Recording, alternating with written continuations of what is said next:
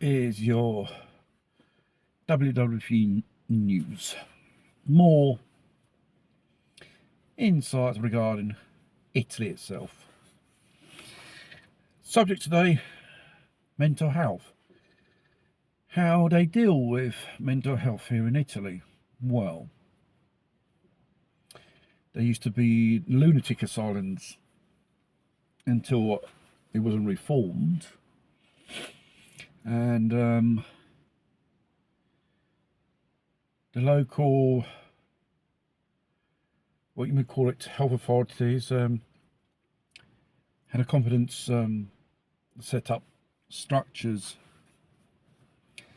to deal with his patients from next lunatic asylums. It's passed many years, and so far Italy happens to be one of those, countries which, when it comes to dealing with population with psychiatric problems, it's at the level of third world countries. It's very rare you bump into someone, a doctor who's a head shrink, should say, or deals in psychiatric problems, who's pretty good. Most of the time, people end up with incompetent doctors here in Italy. They don't want to listen to the issues of their patients when they come. The doctor comes out and starts right away a medical prescription, goes, this is the medicine you have to take, away you go. And the most bad thing is families have to deal with members of the family who have this type of problem, psychiatric problems. They have to do practically what the health authorities don't do: nurse these people, administrate pharmaceuticals which they're not qualified to do so, legally speaking.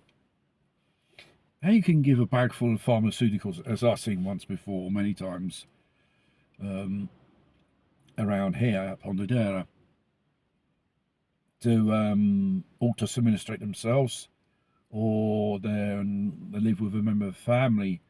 God knows what they could do with these people. You never know, especially with those type of cases which are pretty bad, psychiatrically speaking, which are Looney Tunes. You never know, because you never know, they might put this pharmaceutical stuff in the drinks or the food of other members of the family, which does happen. Believe me, it does not. Don't say it does not occur, it does occur. For example, in the United Kingdom, with the Public Health Act, if someone's taking a pharmaceutical therapy like this type of medicine, they are under medical surveillance, and then they take you there. You remain in a hospital for those type of things, unless it's a pharmaceutical which is an injection every month you take. That's not much of a problem. But when it comes to this, it needs qualified supervision. You can't, on a family, wash your hands on, say, take responsibility. So no, it's not the responsibility of families. We have a health service, and therefore doctors and nurses and the public administrators must create a structure for these people to be helped. The thing is, when in Italy people have this type of problems, it's always too late. They'll probably harm someone or harm themselves. Then afterwards they have to take them in by force, which is called TSO, Trattamento Sanitario Obbligatorio. compulsory medical order, otherwise it is. They're taken with the bad ways.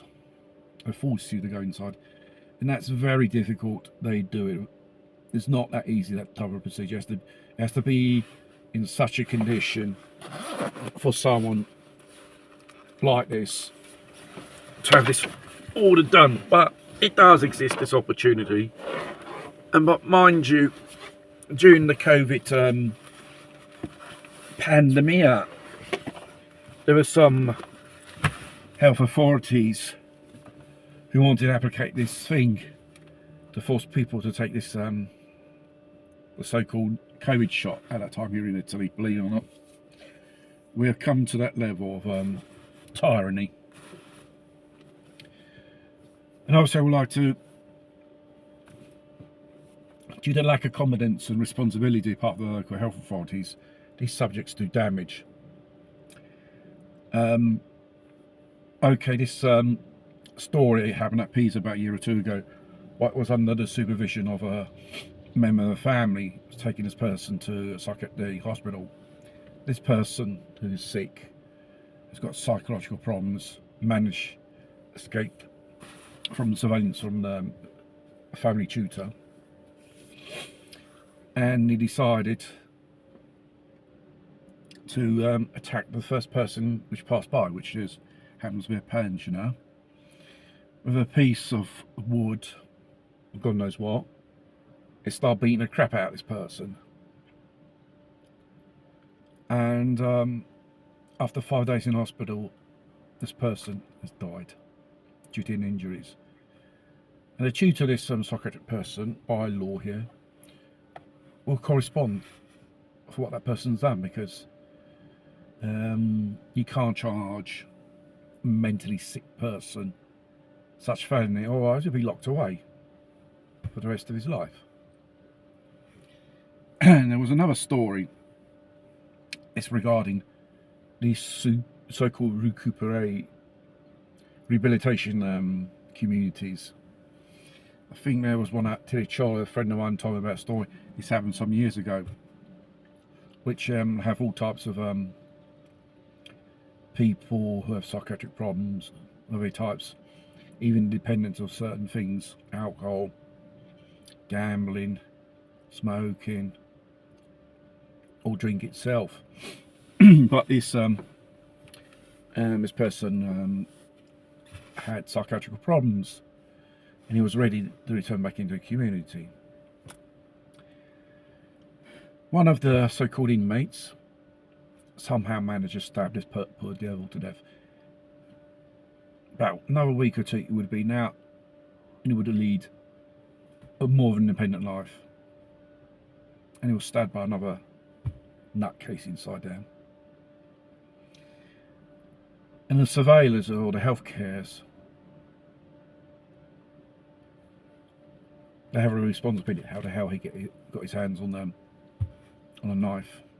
It wasn't smuggled in, it came from the kitchen, it did.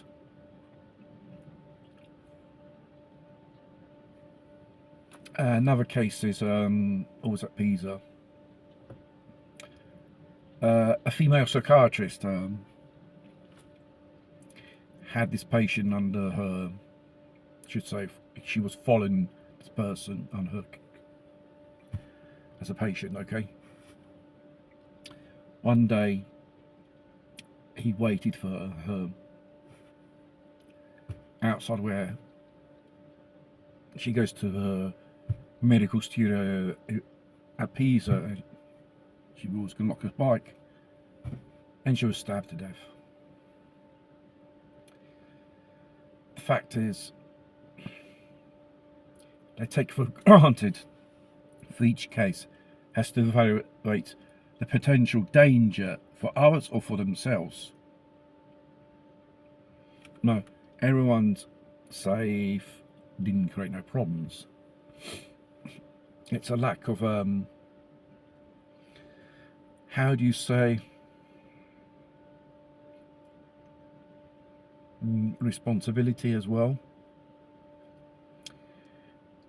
And if things don't change, I think in known countries, due to the cuts of the health service, like in United Kingdom, same things are happening over there as for years in Italy's been going on like this. If you become sick mentally health, you got no one, you are screwed. You are the mercy of the government and the health service. It's not exactly what they do to you, it's for your good. It's what they think what's good for you.